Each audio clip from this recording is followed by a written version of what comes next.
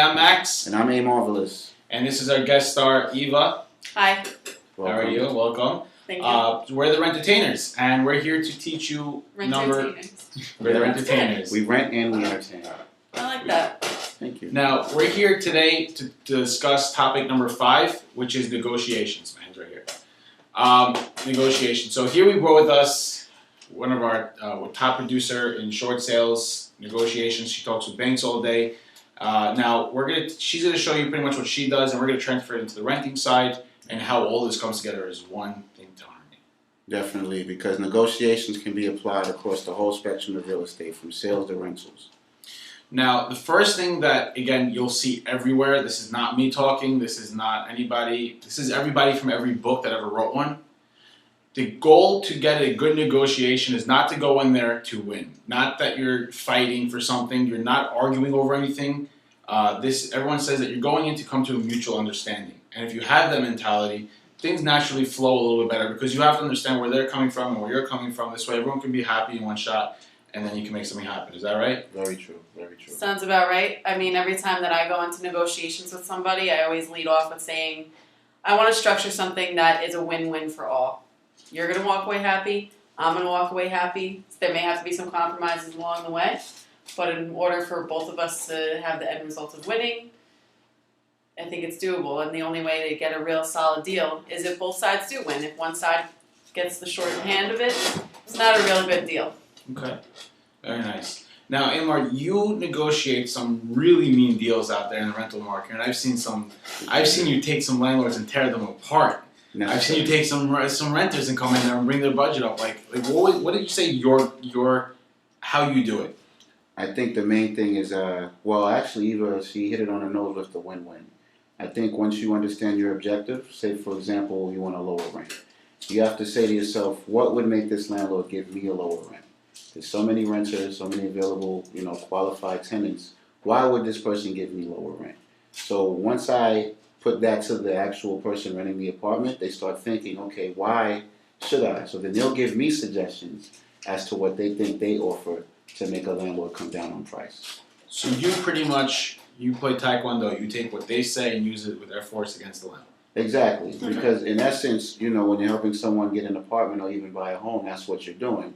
You're helping take what they want, because they can't translate it, get it out, you hear it, and you spit it back to them. Okay. So now, if you don't mind me asking, we're just going to pull out your teeth a little bit like you're doing to everybody else. No problem. You're pretty much saying, I want to hear what you have to say, and you're emotional, so you're going to say it wrong, and then I'm going to translate it in a calm way, in a positive way, which is actually going to result in getting what we want. Exactly. Okay. 100%. See how I pulled his teeth? I just negotiated with him. You did. But that's all it is, because really, a lot of times the landlords and the tenants, they don't really know exactly what they want. So when they hear it, if it sounds ridiculous, you don't have to tell them that. They're like, that is kind of unreasonable. Okay. $200 off? Yes, that is not realistic. Okay.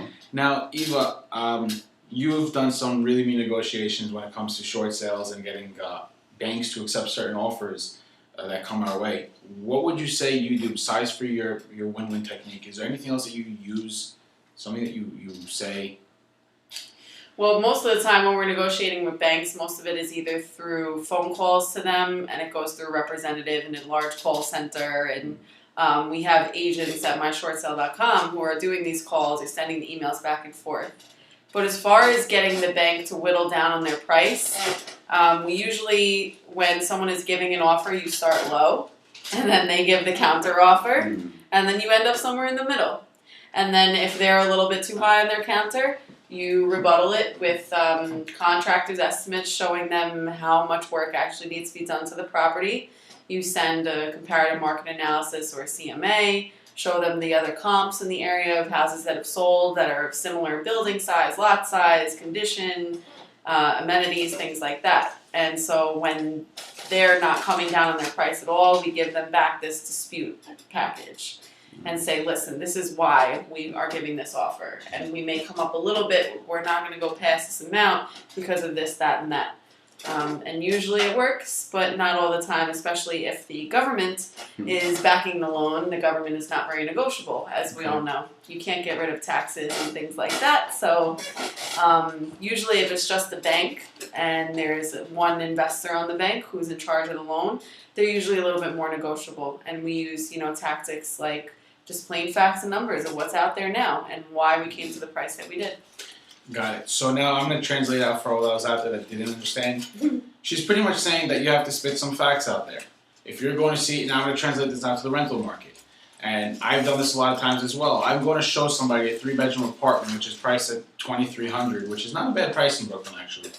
And the tenant says, Max, I want it for 21, and I'm working for the tenant. How am I going to get that price down? Now, if I know there's a home around the block for 22, and they're asking 23, or something like that, I'm going to tell them, look, you're competing with this person here. Why should they come to you besides for them if not for the price? Right. Which is pretty much what Eva just said. That's just one thing that we do in the rental market which could compare. Again, any negotiations you do, whether it's your split commission as a realtor, is it anything you're doing and you're negotiating, has the same effect. And you have to use that to follow through.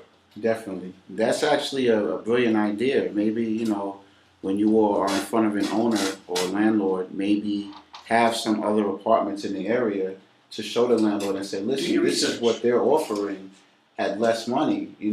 Is there any way that I can get it for this price, being that you're not offering as much? So that's actually something that might work in rental. Definitely. You can come with a whole list of other listings that are out right now. Usually do ones that are for rent now and ones that were rented in the past. Which ones got rented? Which ones have been on the market longer? The ones that are on the market longer, is it because they're asking too much? Such as expired listings. You go to acquire an expired listing and you're trying to negotiate with the homeowner and say, listen, I want to sell your house, but I don't think it's going to sell at the price that you had it listed at last time. I think that's way too high. And your agent may not have done such a great job, but at the same time, you probably were a little unreasonable in your price and were asking too much. So how about we knock it down a little bit? If you really want the house sold, come down a little bit. It'll still be a win-win for you because you'll get your house sold. You'll still get money out of it. You may not get as much as you so desire and as much as you think it's worth, but it's all about what the buyer thinks it's worth, because otherwise it's never going to sell. Got it. Now, back to that, again, there's what's called a market value in real estate, whether you're buying or renting. You have to know that there's a market value correspondence and how there's a market value. What we learn is very simple. What the buyer is willing to pay and what the seller is willing to take is the market value. Yep. That means that we as people determine what the market value is. So that pretty much there's nothing else it'll go sell for or rent for unless we feel it's worth that much. That's very true. So that's where it comes into play, where you have to have two people that are willing to actually accomplish a goal and get that goal accomplished. If there's no goal, if you're just talking numbers just to make someone happy, you're not going to accomplish that. If someone has a home out there that he does not care for, the guy's a billionaire and just wants to sit there, he'd rather have it empty, you're not going to probably negotiate a good time. No, and usually those are the guys you call, the house has been vacant for years and it's such a great investment property to you and you want to buy it and you're like, wow, this is exactly what it's worth. I have to put this much money into it and then I can resell it for this amount. You work your way backwards, you come up with a perfect price to offer him and he wants 3 times that amount. And is nowhere near negotiable. He does not care, and he will not go anywhere besides than what he wants. So pretty much all of that I just mentioned is actually something that I learned from Amar, is finding out a motive in order to act upon that. Motives are like they're push buttons. Everyone has a push button. You push the button or hit the piñata and everything falls out. The fears and everything. So you want to hit the piñata of these landlords, which reminds me too. Landlords make money on a monthly cycle, right? So it would make sense to find out how long the property's been available. If it's been there for 6 weeks or 2 months, they're losing money. Again, that's another advantage that you can have in negotiations. So you definitely want to come prepared. Don't just show up to look, show up to move in. Yes, I definitely agree with that one. Back to what you just said, how landlords lose money by not renting their apartments. Don't forget, that is your number one tool to negotiate a good rent. I'm going to show you real quick on a calculator over here what's going to happen. I'm going to use an easy number of $1,000 rent on how this is going to affect the landlord. So if the landlord's charging $1,000 to live there, that's $12,000 a year, right? Now, the $12,000 a year, if he misses out 1 month, he just lost $1,000. Okay? Now, if we divide $1,000 by the 12 months, he just lost $83.33. Do you think it's going to be hard to get that rent to $950? I don't think so. No. Because I know if he doesn't rent it by this month, if he has no other prospects available, no one else that's looking at it, you know you got that deal right there. Hey, look, I'm willing to give you that $50. You lost it, but I'm here to give it back to you. Do you want to take that $50 or do you want to lose a full 83? That's a good point. And see, this is something that, you can take on every appointment. It's a calculator. Yeah, it's a definitely calculator. You come like this, it's very hard to say no to someone that's this prepared. Yeah. And that's what we're here for. Yeah. We're here to prepare you for when you need to find that apartment. We don't want you to have to rely on anybody. You should know this by yourself. Right. How do I get myself the price that I want? What do I need to say? Exactly. So, just keep that in mind. And also credit. You can actually use credit even if it's not the best to your advantage. Let's say you have a score that's less than 700, but you have everything paid as agreed. Some landlords, of course, and Max is good at this, getting over the bad credit. But, they're just 700 and up, that's it. But if you see everything is paid as agreed, you can use that to your advantage because the landlord will say, well, it is a lot of debt, but they do pay on time. So you don't have a 700, but you're responsible. That could also work to your advantage in negotiating what you want. It doesn't mean if you have 2 foreclosures and 7 accounts that were not paid, but you have 3 accounts that are paid on as agreed. That does not count. Doesn't count. That does not count. Don't fool yourself. You got to have your entire file as paid as agreed. If you don't have a lot of credit, which happens a lot, people come in, what's your credit score? It's a 600. Why? Because I don't have anything on there. I only have 1 line on there, 1 trade line. I only have 1 credit card my entire life. I'm not a borrower. And that hurts people. Imagine you're sitting there, you're paying all your bills, you pay Con Edison, you pay all these different bills every single month on time, and it doesn't get reported. These things don't happen. What's a trade line, just for those who are not aware? A trade line is any line of credit that you might have. Meaning if you have a credit card with Bank of America where you're allowed to spend $10,000, that's a trade line right there. If you have $1,000 credit with Bank of America that they allow you to spend, that's a trade line.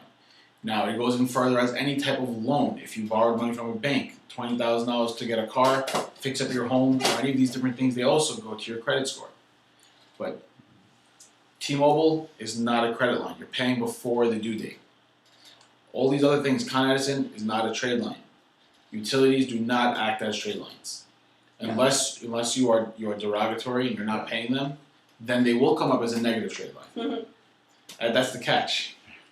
So how important is these trade lines in getting an apartment? Like, let's say I have no trade lines. If you have no trade lines whatsoever, where are you? Are you moving out of, or did you come from out of the country? Did you just get here, or were you living here 40 years without a credit card?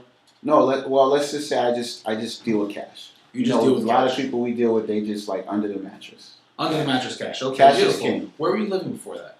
I was in Brooklyn. You were in Brooklyn. Yeah, Okay, and how long were you in the same apartment for? Like 2 years. 2 years, and the one before that? 2 years. 2 years. So you keep staying steady 2 years. Definitely. And do you have both those landlord numbers? Yeah, I do. You have canceled rent checks from them? I do. I have the receipts. You do. You have receipts. Yeah. These are all things that you can use to substitute. Look, I don't pay everything over a credit card, but here, look, I have all the paperwork to show for it. You go to all the old timers that deal with cash, they all have receipts of everything. Yes. So if you're going to deal with cash, keep your receipts. Keep everything you have. Give a reference letter, something from them to show that you have what it is to prove for yourself. And this helps with negotiation. How can a landlord, turn you down if you're showing them receipts and that you pay everything on time? It's just a no-brainer. There's no question once you show those. No. Do you pay your rent? Well, he does. For 2 years. Would you rent to me if I showed you 10 years worth of canceled rent checks? And a bad credit score? No credit score. Like no credit score? Yeah. Not because I'm cute, just because in general I'm saying. Because of my paperwork. Nobody said that you were, but yeah, I would. You would, okay. Would you rent to me if I had bad credit and canceled rent checks for the past 10 years that showed that every single time I pay my rent, even though it might show that I might not be the best person with paying my bills, but you know that my rent is on time. I don't want to get kicked out of a house. You know that's a priority to me. I would probably charge an extra security. You probably charge extra security? Yeah, worst case. Just to hedge the bet over the bank. Okay. Now, do you think I should even try to negotiate with him on that? anybody, there's some things that's not worth negotiating for. Yeah, definitely. So that's definitely a good point. Well, I'm Max, I'm A Marvelous. and this is our guest star Eva. Thank you for coming. Thank you by. for coming. Thank No you. problem, guys. It was Taught me a pleasure. little bit about renting. There you go. And you taught us about short sale negotiations. Yep. Which is coming up in the next video. You'll find out where to contact Eva and all her specialties in terms of foreclosures and purchasing a home. Win-win for all. Take care. Take care, guys.